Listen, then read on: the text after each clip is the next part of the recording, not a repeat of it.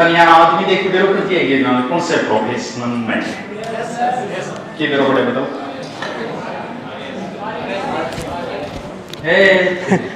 अरे सुना जब भी मान लो कई बार की है कि बैठा हो बस में कनेक्टर आवे इसके आंखों पे स्टाफ कनेक्टर को सो स्टाफ एक तो पुलिस स्टाफ एक भी माफ कर तो बुखार तो मांगे क्यों अरे बिन कटिंग में बेरो पड़ जाए तो हम कटिंग देख के बेरो बन पड़ी हो लो खोजी बना दियो खोजी पुलिस एक सी कटिंग में लगभग वी कटिंग बार पुलिस वाला भी कौन रखे कदी ऐसा ही है थानेदार है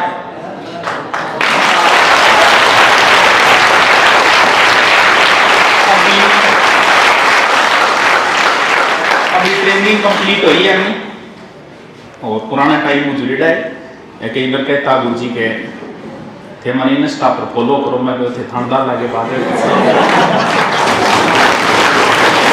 हाँ नहीं थानेदार जी कह रहे हो थे माने पसंद करो तो मैं भी थान फॉलो करांगा लेकिन सरता है नौकरी लागो और मेरे का ना जी और मेरी आईडी ले गए थे खुद फॉलो कर लिया मैं फॉलो करूंगा था अब थानेदार बने अब कोई आनंद आवे तो खुद से तो किन किन फॉलो कर रखे है यार आरएस थानेदार एसडीएमओ नीचा को नहीं आपने नहीं कोई आज टीचर्स डे है आप बच्चा इतना सम्मान करे नीचे गुरुजी रीट का लगभग 500 बच्चा बैठे और 500 एक लड़को पेन ले गए एक मात्र 500 इतना आदर सत्कार बढ़िया है खूब है और ए भी थे देखो हम स्टैंडर्ड देख के खड़े आए या पाया आज टीचर्स डे और बाकी काम के दिखा बैठे रहिए और नाम नाटक करियो तो थोड़ी बहुत ही एकदम थोड़ी बहुत शर्म करियो अगर कम से कम एक पेन आई तो कहे पेन मैं तो थाना तो कहे को नहीं हमें आईफोन चाहिए अब कहीं को नहीं है भी मार्का एक्स्ट्रा पड़ी है तो पेन कॉपी आ चीज भी कौन दी जाता है 2 रुपया लिया था अब कहीं को रुपया तुम्हें देखे ही को नहीं हां वही तो तू जिसको भी पेन है वो पेन चट्टी हां लगा भाई और देखो ए खा गए जो को बच्चों कचरों को चाहिए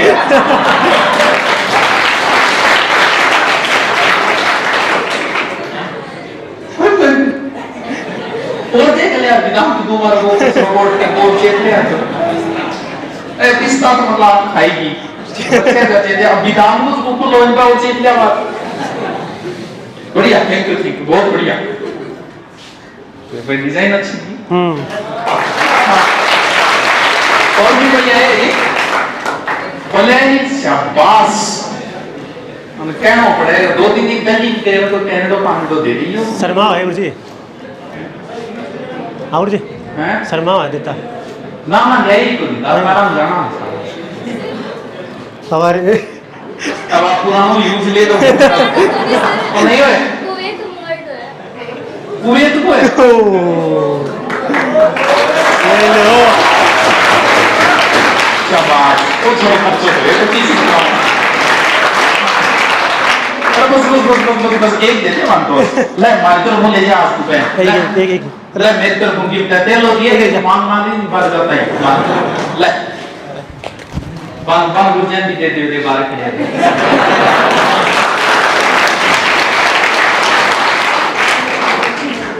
हैप्पी टीचर्स डे सबको हाँ थैंक यू ये दिन गिफ्ट सीधो कौन दे जाए जो भी एक नियम होता है कि आप जब भी कभी किसी बड़े आदमी से मिलने जाओ ये हमारे धर्म ग्रंथों में कि कुछ लेके जाओ ये अब ए मार्कन है तो मिठाई को डबल है मानना भी कभी जाना पड़ेगा तो है भी कोई छोटा मोटा आदमी बनिए 2 स्टार है और एक थानेदार जिसे चाहे ना उसे आबाद कर दे जिसे चाहे उसे बर्बाद कर दे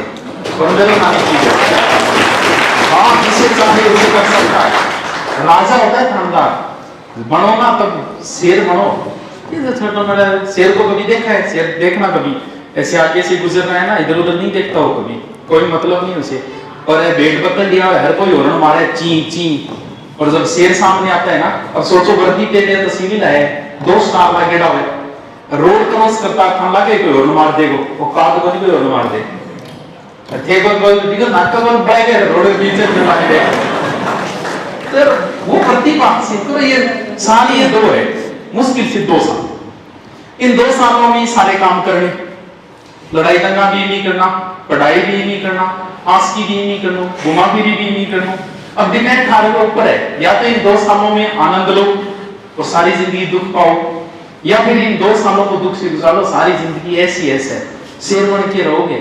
औकात नहीं किसी की कि सामने बैठ जाए पूछे वगैरह, औकात नहीं दे भाई मेरी दादागिरी चले, क्या दादागिरी इन दिन कोई टेम्पो ऐसा लड़की होगी दादागिरी क्या है? तेरी दादागिरी चले, एक काम कर तू थाने में जाके दिखा देगा, थानेदार बात करके दिखा देगा बैठी बट देर पड़े तेरी दादागिरी चले, एसडीएम वो बात हुए तेरी वह गई थानेदार ने सीधी घंटी मारनी हिम्मत है थारी को नहीं लेकिन दादागिरी है वो बोलो दादागिरी। तो भाई साहब आप सीधा एसडीएम बात करना, कोई मामलो है डीएसपी तो काल घरे पार्टी पर बुलायो मैं बहुत कहता थे अब इतना सैलरी में 2 मिनट बापू जी चले थे दादागिरी चले जिंदगी खराब हो चुकी है। तो आपको अनुभव, क्योंकि ट्रेनिंग लाइफ और कॉलेज लाइफ 2 ऐसी लाइफ है जिसे आदमी कभी नहीं भूल सकता। आप अपनी कॉलेज लाइफ को हमेशा मिस करोगे सारी उम्र, और एक बार ट्रेनिंग लाइफ, तो ट्रेनिंग लाइफ भी जी गए तो आप होगी, क्योंकि अच्छे लोगों की अगर एक बात भी सही से अगर ग्रहण कर लो तो क्या पता कितना कुछ बदल जाए। महाभारत का सबसे बुद्धिजीवी व्यक्ति था विदुर, सुना क्या कभी नाम? महाभारत का सबसे बुद्धिजीवी व्यक्ति था वो। बुद्धिजीवी व्यक्ति अगर एक बात भी बोलता है ना तो उसे हमेशा ध्यान रखो, क्योंकि ऐसा उनमें अनुभव बोलता है। तो नाक्सा ग्रह के अंदर थे पांडव, तो उस समय सभी की सूचना आई, तो विदुर ने सूचना भेजी, एक ऐसी लाइन भेजी उसके पास कि जब भी आग लगती है तो चूहे जो है वो धरती के अंदर घुस जाते हैं, बिलों के अंदर। और बोले की लाइन भेजी है का क्या? लेकिन सबसे बुद्धिजीवी पांडवों के अंदर कौन था? धर्मराज युधिष्ठिर। युधिष्ठिर बोले यार काक को बिना मतलब तो कौन दे जाए, इनकी गड़बड़ तो ही लाइन खोदो, अंडरग्राउंड एक सुरंग खोदो। और उस समय नाक्सा ग्रह जब आग लगी तो वो बचे थे विदुर के एक वाक्य की वजह से। तो बड़े लोग जो आपसे आगे हैं उनसे नफरत मत करो, उनसे कुछ सीखो, उनसे बोलने का तरीका सीखो, उनसे बात करने का तरीका सीखो। वो कैसे? मैं अभी सोनू सूद के प्रोग्राम में गया था, तो मैं सारा ही आया जी मीडिया रिव्यू, मतलब बड़े आदमी ये तरीके मुलाकात करी, हंस गया, जब मानो को पुराना जानकार है अठे पुराना भाई ना मिले तो मुंह लटकाएगा मिलो। तो उन लोगों से अभी हम जयपुर के अंदर थे गुरुजी, तो मीटिंग थी, मुक्ता मैडम थी, उनका हेसमेंट था और 2 हम बैठे थे, तो ऐसी बातें चल रही थी। तो उनको जल्दी था, बीच में 1 घंटे का गैप लेके आए थे, कोई बड़ा अधिकारी आया हुआ था उससे। तो जो वेटर है, वेटर खाना वगैरह दे के और जी वापस आने पर से जो 2 चक्कर में काटना पड़ जाए, तो बन ठीक गुरुजी का सारी प्लेट की एक प्लेट जसा ली, जसाते हैं प्लेट डी लंबी, तो बिल्कुल ढूंढी। अब उस समय आप लोग जो बोलते हो ना मेरी दादागिरी थे, तो के भी वेटर को ऊपर चढ़ जाओ, क्या है ये क्या चेंज है, नहीं इंग्लिश ही 2-4 लाइन बोलो। उस समय मैडम ने क्या कहा, बेटा तेरे लागित को नहीं, ये बड़े लोगों की बातें हैं, ये कितना कब सोचो कौन सी बात। वो एक एसडीएम है, वो अगर वेटर को कुछ कहते तो उसी समय छुट्टी होती, और जब वो गाड़ी में बैठ गई जल्दी में, फिर बैठ के मैडम वापस उतर गई और अपने हस्बैंड से बोले ऐसा करो, वो मुझे दुख हुआ, उस लड़के को 500 रुपये दे के आओ, दे दिया इधर। ये बड़े लोगों की बातें हैं। आदमी जूझू ऊंचा होता जाता है क्योंकि नम्र स्वभाव होता जाता है। अटे कार्ड चेक करे मुझे तो बड़ा बिगड़ पड़ जाएगा, मैं रोजा ना हूं भी तुम्हारे बिछाने पर भी क्यों यार, अगला काम है 10,000 के अपने दिया 15,000 में क्या ना दिया, कार्ड चेक करना तो था कि बिगड़ गई जाए दिखाते वक्त, तो क्या दादागिरी दिखाओ जी। तो स्वभाव अपना ऐसा रखो, बड़े लोगों से कुछ सीखो, उनका बोलने का तरीका, बात करने का तरीका, चलने का तरीका, हर एक चीज को फॉलो करो, नफरत मत करो उनसे, सीखो उनसे कि वो नए लोगों से मिलते हैं तो किस प्रकार बातें करते हैं। कल को क्या पता आपको भी मीटिंग करनी पड़ जाए, तो मीटिंग के अंदर क्या है, व्यक्तित्व है, तो है बात कर लो। अटकिया की मीटिंग करना है, बैठ जाने मुझे तो चाह भाई से सबड़का मारो जीत रहे 2 बेल देंगे गरीबी है क्या चाह भी कर जा देखिए। हाँ क्यों खड़ा होएगा बड़ा एक पेड़ी ऊपर ही टांग कर लेगा, ऊपर खड़ा होकर हो। तो थोड़ा सा सीखो, थोड़ा सा बड़े लोगों को फॉलो करो, जितना हो सके उतना, इन अपराधियों को फॉलो मत करो। तो गुरुजी 2 ज्ञान की बात ऐसा ही नहीं भरती, थोड़ा सा बता दो कि तरीकों करे के रोगांगी दोस्त ना लाग गया। चलो थोड़ा कापर रहते संभालो 5-10 मिनट ले।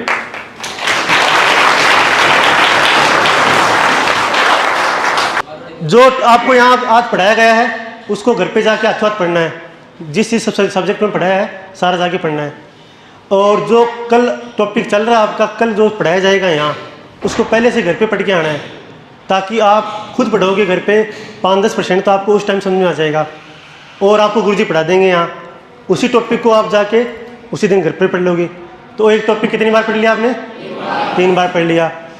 ऐसे करके आप संडे की आपकी छुट्टी होती है, 7 दिन लगती है, बहुत बढ़िया। फिर तो हर तारो सब्जेक्ट जो भी टॉपिक पूरे होगो, हर 7 दिनों ताने रिविजन मारना है हर सब्जेक्ट को।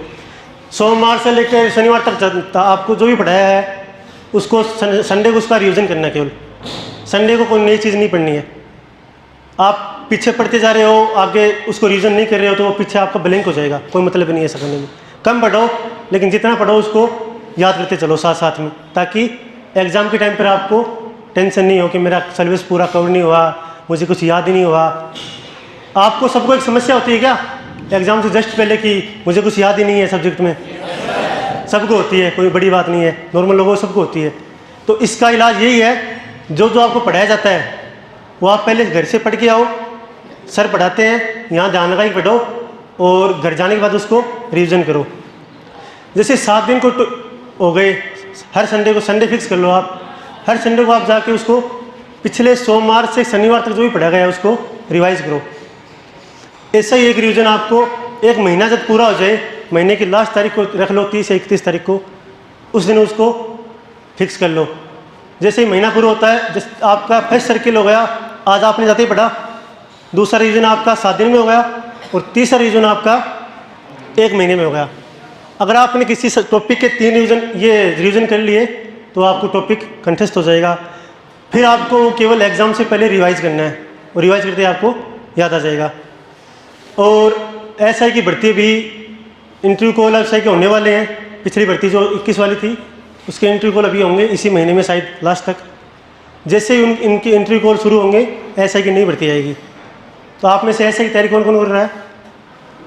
तो ठीक है, शाबाश। तो एसआई की तैयारी आप अभी से शुरू कर दो।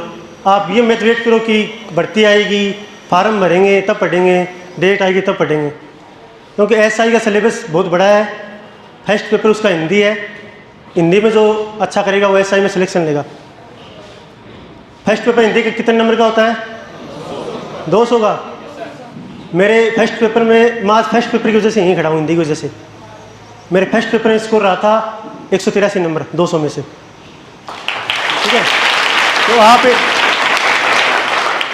हिंदी में जितना अच्छा स्कोर करोगे उतने ही आपका सिलेक्शन के चांस बढ़ेंगे, क्योंकि सेकंड पेपर में सब्जेक्ट बहुत सारे हैं। History, polity, geography, math, science है, रीजनिंग है, करंट है, बहुत टॉपिक है। उनमें आप एवरेज रहोगे, सब 5-4 नंबर ऊपर नीचे रहेंगे, ज़्यादा नहीं रहेगा। ज़्यादा डिफरेंस आप दे पाओगे हिंदी में। तो आप हिंदी, एक तो एनसीईआरटी जो 9 से 12 चलती है, हिंदी व्याकरण रचना प्रबोध, बेसिकली शुरुआत उसी से कर लो। आपको यहाँ हिंदी पढ़ाई जा रही है, वहाँ पढ़ लो। और जो सर की हिंदी की किताब आती है एसआई के लिए, वो कर लो, इतना काफ़ी है। ज़्यादा किताबों के नोट्स के चक्कर में भटकने की जरूरत नहीं है। जितनी ज़्यादा आप किताब पढ़ रखोगे उतनी ज़्यादा परेशान होगे, याद नहीं होगा, क्योंकि सबका पढ़ाने का तरीका अलग अलग होता है, समझाने का तरीका अलग होता है। तो आप यहाँ सर से पढ़ रहे हो तो किताब भी उन्हीं की फॉलो करो, ताकि आपको समझ में आ जाए सही से। हर सब्जेक्ट की आपको एक टीचर रखना है, केवल एक सब्जेक्ट का एक टीचर होना चाहिए। एक किताब होनी चाहिए अच्छी स्टैंडर्ड की, और एक एनसीईआरटी, क्योंकि एग्ज़ाम जो भी लेती है आरपीएससी वगैरह एनसीईआरटी को बेस मानती है, तो वो सहायता के लिए रखनी है। टीचर से आप यहाँ पढ़ रहे हो, और एक अच्छी किताब फॉलो करनी है जो भी आपको टीचर सजेस्ट करते हैं। उसके बाद एसआई का इंटरव्यू बेटर कितने को है? इंटरव्यू होता है, एसआई की तैयारी नहीं करेंगे। एसआई के बारे में कई लोगों को डर होता है कि एसआई में सर इंटरव्यू होता है, हम इंटरव्यू की तैयारी नहीं करेंगे। तो ऐसा कुछ नहीं है, इंटरव्यू में कुछ नया नहीं पूछा जाता।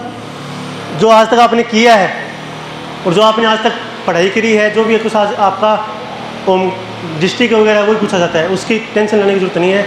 आप तो पहले एग्ज़ाम की तैयारी करो।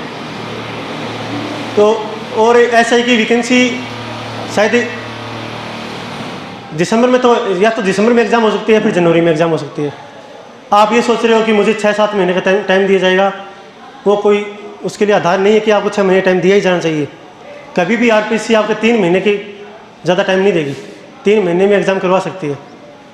तो आप सोच रहे हो कि वैकेंसी आएगी, उसके बाद फॉर्म भरेंगे और जब डेट आएगी तब तैयारी करेंगे, वो तैयारी आपकी कोई काम नहीं आएगी। हमारी SI की भर्ती 2016 में आई थी और हमारा पेपर हुआ था 2018 में। 2-2.5 साल तक हमने कंटिन्यू पढ़ाई रखी और ज्वाइनिंग हमारी 2021 में हुई थी। तो ये लंबी प्रोसेस है, आपको मोटिवेशन बना के रखना है। और मोटिवेशन के लिए आप गुरुजी से ज़्यादा जरूरत नहीं है किसी कहीं जाने की। आप तो डेली यहाँ हो और कंटिन्यूटी रखो। मेन चीज़ कंटिन्यूटी रहती है। कम पढ़ो लेकिन डेली पढ़ो। आप आज 8 घंटे 10 घंटे पढ़े हो, कल आपने स्किप मार दिया, कोई पार्टी में चले गए, शादी में चले गए, उनको आप थोड़ा स्किप करो। अभी पढ़ो, चाहे 5-6 घंटे पढ़ो, रेगुलर पढ़ो। आपको टाइम टेबल बना के नहीं पढ़ा जाता है, मत पढ़ो, कैसे पढ़ लो, टॉपिक वाइज पढ़ लो। रात को नहीं पढ़, सुबह उठ के नहीं पढ़ा जाता, कोई दिक्कत नहीं है, रात को पढ़ लो। लेकिन दिन के कम से कम 6 या 7 घंटे तो आपकी पढ़ाई के आने चाहिए। सुबह 4 बजे से शुरू होता है प्रोग्राम। सुबह 4-4:30 बजे उठना, फिर रनिंग होती है 2-3 किलोमीटर, फिर PT होती है, परेड होती है, फिर इंडोर क्लास होती है। मतलब शाम को 8 बजे फ्री होते हैं, सुबह 4 बजे से लेकर शाम को 8 बजे तक बिजी रहते हैं। ट्रेनिंग आप कर लोगे, इतना सब गांव के ही हो, जरूरत ही नहीं है। इतने शहरों के तो जो शहर में रहता है, काम नहीं करता है खेतों में वगैरह, इतना हार्ड वर्क नहीं करता, उनको दिक्कत आती है ट्रेनिंग में। अपन गांव के लोग हैं, ट्रेनिंग आराम से कर लेंगे, ट्रेनिंग की टेंशन मत लो। आप पढ़ाई करो। अभी तो आपके जो हिंदी के नोट्स हैं, उसके बाद आपको कुछ पढ़ने की जरूरत ही नहीं पड़नी चाहिए, किताब अलग रखने की जरूरत ही नहीं पड़नी चाहिए। किताब में कुछ एक्स्ट्रा दे रखा है, कुछ कोई उदाहरण छूट गया, तो उसको आप हर टॉपिक के बाद में 1-2 पेज खाली छोड़ो और उसको वहाँ पर मेंशन कर दो जाते ही कि सर ने आज क्या क्या पढ़ाया है, क्या एक्स्ट्रा बच गया, कुछ भी उदाहरण वगैरह जो आपको नहीं आ रहा है वो उसमें ऐड कर दो। और हर टॉपिक का रिवीजन करते रहो साथ साथ में। हिंदी आपकी अच्छी हो जाएगी, कोई दिक्कत नहीं है, नो डाउट। सेकंड पेपर का ध्यान रखना है। सेकंड पेपर में दिक्कत आती है कि उसमें सब्जेक्ट 5-6 है और अपना एक सब्जेक्ट वीक रह जाता है, तो अपन लोगों के बराबर नहीं आ पाते। तो उसमें ज़्यादा पोर्शन राजस्थान जीके का ही है। राजस्थान जीके आप यहाँ पढ़ रहे हो तो इससे बाहर पढ़ने की जरूरत नहीं है बेसिकली, ठीक है, इससे काम चल जाएगा आपका। और उसके बाद करंट वगैरह है, यहाँ करंट पढ़ाया जाता है क्या आपको? ठीक है, तो करंट के लिए आप मासिक जो मूवमेंट आती है और एक क्रोनोलॉजी आती है, उन दो को फॉलो कर लो, काफ़ी है। हर महीने पढ़ते रहो। अभी आप ये सोच रहे हो कि एग्जाम से जस्ट पहले पढ़ लूँगा, 5-6 महीने का करंट एक साथ पढ़ नहीं पाओगे आप। अभी आप नॉर्मली दिन का आधा घंटा करंट को दो, किताब ले आओ मासिक, 1 महीने पढ़ोगे उसको, 1-2 पेज पढ़ोगे तो आराम से हो जाएगी, ठीक है। न्यूज़पेपर पढ़ सकते हो तो वो और भी अच्छा रहेगा, लेकिन उसमें आपको टाइम ज़्यादा लगेगा। आपकी काम की चीज़ तो किताब में मिल जाएगा आपको, करंट अफेयर्स में। हिंदी की यूट्यूब वो करंट की ऑनलाइन क्लास कौन लेता है? लेते हो आप में से? हाँ, वो भी आप ले सकते हो, लेकिन उसमें ज़्यादा टाइम खराब होगा आपका। और कुछ किसी को ऐसा ही संबंधित? क्या, जोर से बोलो। स्कोर मेरा 289 था। मेरी ऑल ओवर 86 रैंक थी राजस्थान में, और अच्छा स्कोर था। अभी भर्ती आएगी, 700-800 के लगभग पोस्ट आने की संभावना है। बड़ी भर्ती आएगी, तो अभी से तैयारी पर लग जाओ, जिसको ऐसा ही बनना है। और कहीं भटकने की जरूरत नहीं है, यहाँ इस जॉब में आप आ गए, जरूरत नहीं है फिर आपको कुछ आगे। 1.5-2 साल की मेहनत है, ज़िंदगी भर का आपका सपना साकार हो जाएगा, आपका घर वालों का, ठीक है। लेकिन आपको इन 1.5-2 सालों में मेहनत करनी पड़ेगी, तपना पड़ेगा। कोयले और हीरे में क्या फ़र्क होता है? कोयला भी कार्बन का बनता है, हीरा भी कार्बन का प्रूफ होता है। क्या फ़र्क क्या है? एक तो कोयला बन गया, एक हीरा बन गया, एक की तो कोई कीमत ही नहीं है, एक बेस कीमती हो गया। कीमत के फ़र्क क्या है बताएगा कोई? कोयला कम ताप सहन करता है, इसलिए वो कोयला रहता है। कोयले को अगर उच्च दाब दिया जाता है लंबे समय तक, तो हीरे का रूप लेता है।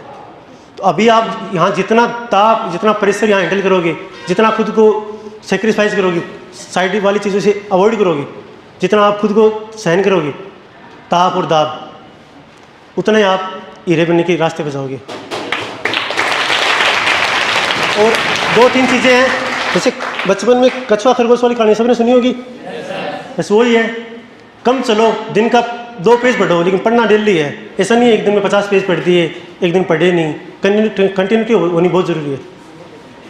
और रही बात आप में मोटिवेशन की तो ज़रूरत है नहीं आपको, सुभाष सर के पास आप हो, मैं खुद इनके मोटिवेशन आज भी देखता हूँ, तो और कहीं जाने की ज़रूरत नहीं है आपको। इनका मैटर फॉलो करो, अच्छा आपको पढ़ाएंगे। यहाँ जो पढ़ाते हैं अगर आप उनको ही फॉलो कर लोगे तो आपका सिलेक्शन श्योर है, उससे बाहर कुछ नहीं जाएगा, ये मैं आपको कह के दे रहा हूँ। मैंने इनकी खुद एक हिंदी की किताब जो इनकी उस टाइम आई थी, नई नई निकाली थी, मैंने खुद वो पढ़ी थी और उससे मुझे काफ़ी अच्छा फ़ायदा होता मेरे को। रुको मत, ओके? सारे जोश में हो? तो अगले साल यहाँ कौन खड़ा होगा आप में से? मैं चाहता हूँ कि अगले साल शिक्षक दिवस आई 5 सितंबर को, तो आप में से बहुत से लोग मेरे को यहाँ खड़े मिले, मैं आऊँगा देखने के लिए, देखता हूँ कौन कौन मिलते हैं। ठीक है, धन्यवाद, आपने मेरे को सुना, अपना बेशकीमती समय मुझे दिया, इसके लिए धन्यवाद। जय हिंद।